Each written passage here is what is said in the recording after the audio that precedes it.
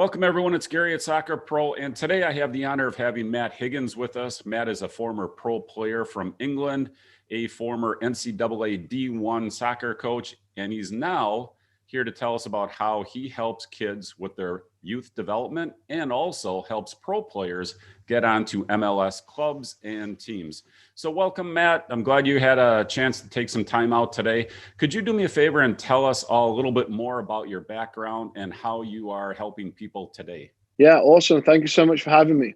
So, I, like many young English soccer players, was brought up in England, played professional over there for Macclesfield Town, and then made my move to America nearly 15 years ago now to turn my hand to coaching. And that was, since then it was an eye-opener. And, ever since then we've been, running camps and clinics and programs and training. And I've been in the college world as well, and obviously help a lot of players from Europe and the UK, from professional soccer players, come over here to the MLS market. So that's my 15 years. Well, so you've seen the whole gamut. You've seen the coaching from the pro level down to the college level, all the way down to the young kid level, right? Down into the young youth teams. So when you are running your business, when you're running your development business, and we'll get over to the pro side later on, but when you're running your youth development business, where is it that you start that might be unique from what other development is taking place at the club team level? Because it's a different world out there. So how are you able to help these kids excel in that environment? Yeah, that's a great question. So our main focus is development and training. So we're not in the club world. We're not interested in the teams and where your development, can sometimes get lost. Don't get me wrong. There's a lot of great club teams out there. But that's within a team environment, right? So you're training within a team environment day in, week out, yearly, game days, and it's a great thing to do. However, sometimes I feel, and many people feel, that within that team environment, your individual development can get a little lost. And that is our main goal, is to concentrate on individual development. So we provide individual development plans for players that play on clubs, the state teams, the national teams, even we deal with professional players. So what can you do to be a better soccer player as an individual, and then take them methods into a team training environment? So that's predominantly what we do. We have players from hundreds of clubs in our programs that all come together and train. And it's great. I feel that if you get players from different clubs and teams and programs and put them together, their development will excel very, very quickly. Right. And it's, sometimes people will hear this and say, well, why should I go to a development environment like yours? And it can almost sound like a knock on the team environment, but it's not. I mean, there's a different purpose. There's a different focus. And on the team development, you are focused on one thing. And then in your environment, you're focused on something else. So when you get these players in, right, you're getting them and saying, look, we're not going to do the things you're already doing. We're not going to replace what you're doing with your existing coach, who's probably a good coach already. You're getting Absolutely. them, you're doing, give us an example of what you are then saying, okay, look, we're not going to do the team stuff. We're going to do these things. And then maybe run us through a little bit of what a session would look like. Absolutely. Again, another great question. I feel that, we need to open parents' eyes, and, it's important that people know that playing for a great coach and playing for a great team it's great. It's all well and good. But what are you going to do beyond that? So an example is we host training groups and clinics every day, different age groups. And basically what we do is we are focused on the development of a kid. So we have a 13-year-old right now who has been training with us since she was 6 years old. She's played for a few top teams around here. She's on the verge of the national pool at U14 girls, which is great. But she's on a development plan. She plays for her team, and we go and see her maybe once or twice a week for private lessons. Mm-hmm. And she'll do once a week program with other kids from different teams that we put together. So she will probably predominantly be training 2 or 3 times a week with her club team. She'll do one private lesson with us where we work on her individual skills. And then maybe she'll come to a once a week class that we host with different players from different clubs. Right. Now, what about the prospect of overtraining? When people hear that they're training with their team, Sure. they're coming for 2 or 3 more sessions, what do you say to that, let's say, objection? So, and again, another great question, right? We are very, very open to feedback in terms of, oh, my daughter or son is doing too much. And I truly believe there's a great saying, actually, you don't judge a book by its cover, right? So what is the specific needs of this specific player? So this player may want to train 7 days a week. She or he may only just play soccer. But then again, you get multi-sport athletes that play soccer, basketball, and softball. So they've got to lower their ratio of soccer and only do their club team. So it's all, I believe, to a specific needs. But sure, overplaying could also be, detrimental of a player's development. But again, you've got to see the specific needs of each specific player of what their wants and needs are. Well, we have some development that we do here locally. You're in the New Jersey area, so it's not like we compete against each other or anything, but we have some experience with the personal development. And there's certain traits that we see. There's kids coming in and they have certain traits that they come in with, okay, let's say habits. And by the time we get done with them, we alter those habits. What we want to do is break the bad habits and develop good habits. Sure. That's really in essence what we're always trying to do: create good habits, expand their portfolio of skills. So Absolutely. When you're in your environment, I'm assuming you see a lot of the same thing, that these kids are coming in. And what are some of the biggest things that you are able to help these kids from the time they walk in the door? They come in at, let's say, point A when they walk through your door. And then by the time they leave after your session, what's the main differences that you're seeing in these players? The main differences we see is, again, for right or wrong or right, I've naturally seen a lot of players focus on foot skills and not focus on the technical and tactical side of the game. A player may think, oh, she's great at foot skills, right? That's fantastic. But is she good at a 1-2 overlap? Is she good at, her technical shooting? Is she good at her 1v1 defending? And all these, right, things that happen in the soccer world and within a soccer game. Yes, you're amazing at footwork, but we've got to work on that aspect. So that's the one thing that I've seen. A lot of players come to me that are excellent with footwork, but tactically, are you aware of what's going on around you? Tactically, are you aware of what's behind your left shoulder or your right shoulder? And again, I think this goes back to my point.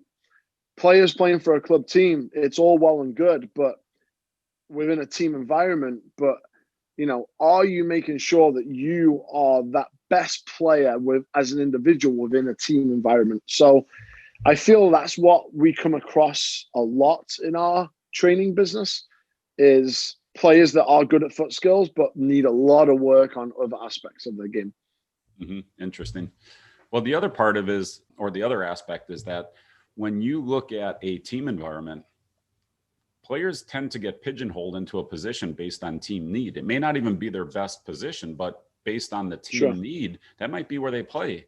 And when you get into an environment like what you're doing, it gives them an opportunity to get out of that position, get out of that pigeonholed spot and expand their horizons. Yeah. So when you're developing these kids, I'm assuming you're going to take them through, whether they play striker, they're going to be heavy on defense. If they're a defender, you're going to push them into striking positions and get them to be a more well-rounded player. Yeah, again, that's our goal, is to make them a more rounded player. So then, say they are winning 1-0 with 5 minutes to go in their state cup final with their club, and she's a forward or he's a forward. Can you go and play at the back for the last 5 minutes because you're the fastest player on the team and get the ball out? They're the things that we want to focus on. And again, I believe we do, because of the players that we have in our environment. It's it's a positive environment because there's no, no parental involvement. There's no, oh, we won, we beat this team on Got Soccer who's ranked number 6 in the state. We beat them last week 3-0. And like, that shouldn't be the way it is. That's not soccer. That's not development. You can beat anyone or anything any given day. Anyone can beat anyone. So all this, the Got Soccer rankings and the tournament rankings and the team leagues. And to me, in my opinion, I've done both. I've been in the club world many years. I fully enjoyed it, had a great ride.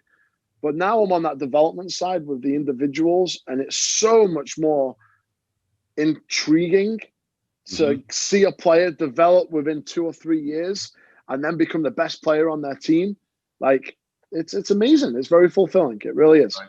Well, you've seen the full range, so you can get these kids in. You know what it takes to get a kid from being a youth player to a top teenage player, and then that next level, getting them into college. I mean, that's oftentimes the hope and dreams of a lot of these kids is to play at a D1 university.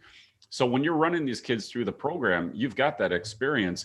How can you help these kids get from the level they're at to a level where they can play at a big university, maybe even get a scholarship, partial scholarship, or at least get on the team they strive for versus the team they have to accept? How we can get players to the next level is very simple. It's about your mental side and how and if they want to do it. And it's about working hard. We're just the tools, we can guide them in the right direction. We can put on the best training sessions. We can do all that. And that's what we do. We can go to your house every day. You can come to us every day for private lessons, small group lessons, whatever the child wants, we provide. But at the end of the day, it's the child's vision and goal to go to the next level, whether it's college, Division 3, Division 2, Division 1, into the pro game. After college, where will they go? Will they make the national team? Will they make the state team? It's all down to the player. It's not down to the coach. Sure, is it great recognition for a coach if their kids make a college team or get a scholarship? Absolutely. We've sent over 200 of them to different colleges across the country over the past 15 years. And I feel it's a great indication to know how a program's doing, but it's all about the player. But one thing we do differently, it's the mental side, the tactical side, the technical side. Sure, do we do foot skills within a session? Absolutely we do. But is our main focus on the philosophy of the whole rounded game of soccer? Absolutely. You can't be the best player in the world just by having great foot skills, and that's proven. And I feel that parents need to really open their eyes that, yes, you can go to the best. Every coach and every trainer has something good about them. Right. So you can go to the best footwork trainer who is the best around for footwork. You can go to the best tactical coach or the best technical coach and pick up them different things from different coaches. And I feel that's what players are missing. They should have 3 or 4 coaches within their circle, because they're going to be 3 or 4 times better than the next person they come across. You get into these discussions where everyone's arguing about what's better. Well, it's not a matter of what's better, that one is better than the other. It's that you need to combine them, right? If you're just a good field player, maybe you don't have good foot skills, and you'll become a better player on the field if you're able to move better with both directions, both feet, and put some more fake moves in. And, all these things combined, it's really important.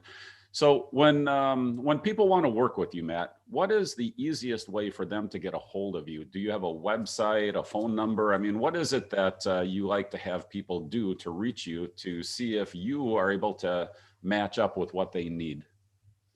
Sure. So they can directly contact me. My cell phone is 973-525-6888. Or our email address is info@hawthornefc.com. And the office will take care of them emails coming in. But that's on, from a contact point of view, we're happy to talk to any player across the country on the off the field and the on the field. Obviously, we can't fly to California and train a kid, but but we're happy to discuss their development off the field as well, which is just as important as on the field. Right. And also that leads us into the next part of our discussion, which is what you're able to do for players to get them on to the next level, whether it's a MLS club, MLS pro team. So Sure. maybe they're not local in your environment for development, but they may want to contact you for that aspect. So why don't you go ahead and tell us about what you're doing for players that want to take it to that high level? Sure. So we run a consultation firm within our overall business, day-to-day business. So basically what that means is we work with some of the top football, soccer agents in the world of soccer. And obviously with my connections across the world, we are that middleman, so to say, to connect the club with the signing. So we have some top managers and top players on our books right now that we try and fill that not void, but try and fill that emptiness of all the emails and the phone calls that they don't have to do, which we do for them, to connect with the right club over here in the MLS, or may that be anywhere in the world. So, you know, we've got a lot of very high profile players and coaches and managers, international level, who are with us right now and we're representing, who are trying to get to the right clubs. Right. Well, that experiences and those connections are really important. And it's also the experience, because you've done this hundreds or thousands of times for hundreds and thousands of players. But when Sure. you are the player or you're the parent of the player, you're doing it one time, right? And you're trying to figure the whole thing out as you go. You don't have the connections, you don't have the experience, you don't have anything to really help you through the process. And by the time you figure it out, it's often too late. And that's where, you know, what you're doing comes into play, because you're going to take that experience, those contacts, you're going to put them into, you know, or help leverage those things for this player and get them to where they want to be, or, you know, maybe sometimes advise them not to, I suppose.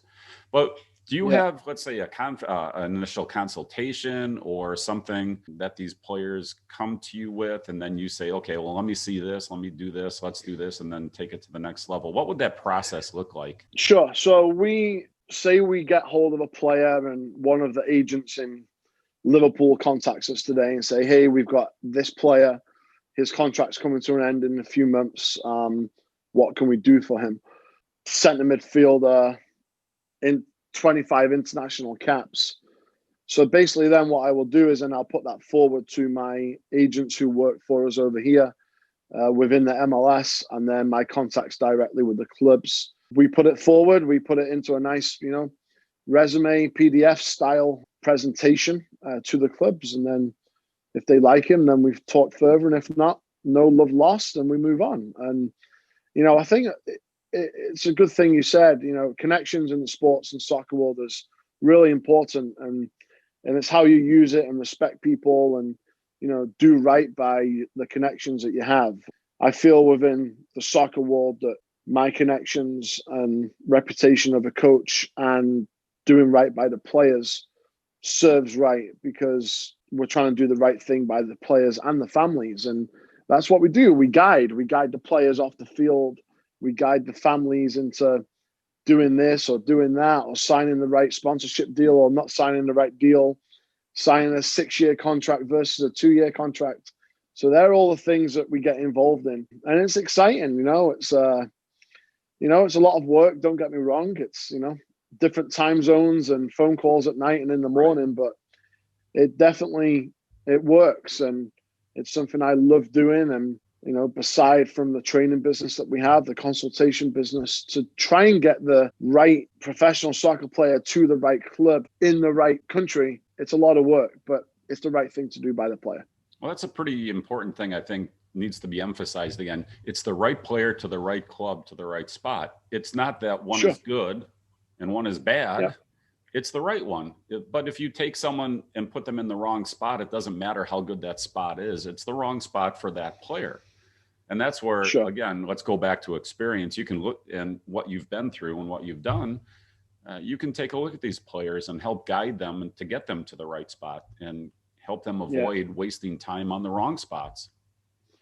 Well, you have to understand that, you know, certain clubs are looking for certain players.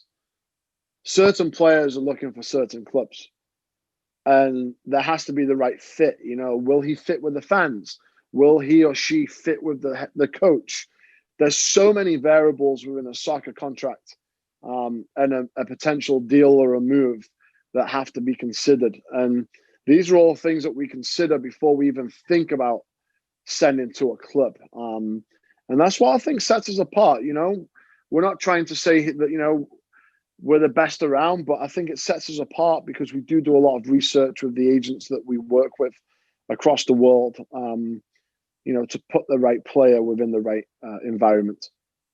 All right, so I'm going to put you on the spot here towards the end and say if you are going to give these kids one piece of advice, let's say a 12-year-old or a 14-year-old child that wants to go to that higher level, what is the one or two things that you would tell them that they absolutely have to do that they may not be considering today, but they have to do it, otherwise they'll never get to that level? Be the best player on the team that you play with. Get as much training away from your team as possible with other players from other teams, and get the right representation for yourself and your family off the field. 3 things. And if you have done 3 things, you're not going to go far wrong, because if you do not set up your soccer life and your soccer training, don't get me wrong, there's players that think, oh, I'm training with my club team 4 days a week, I'm playing a game on the weekend, that's enough.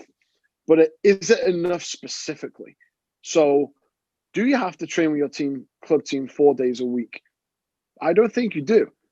You can split it up. You can make that decision. Will it be more beneficial to go to a group training rather than a cool down after your game with your club? So again, training with other players is so important. Training with other players from different clubs is so important.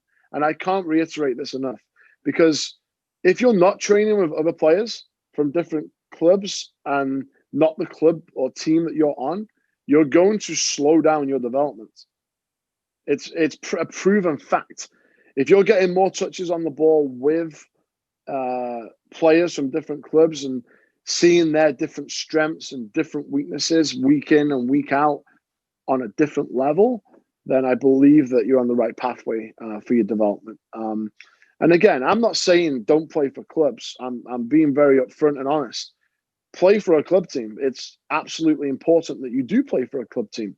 But what not many parents know is if you are just playing for your club team and not doing anything else, that is detrimental to your development. And that's the word. And what I want to get across today is you have to make sure your child is on a development plan away from your club. Mm-hmm. That's great insight. So Matt, one more time, how do people get a hold of you for youth training in the local area, or even if they want to have consultation around the country/world? And then how do they get a hold of you for the MLS clubs, MLS pro teams? Is it the same contact information?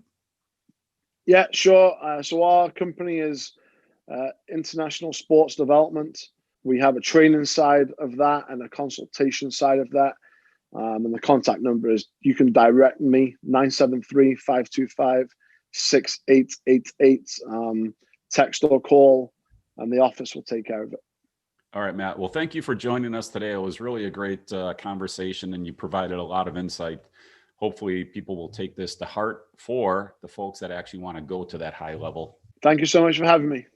All right. Bye, Matt. Have a great day. Bye, you too.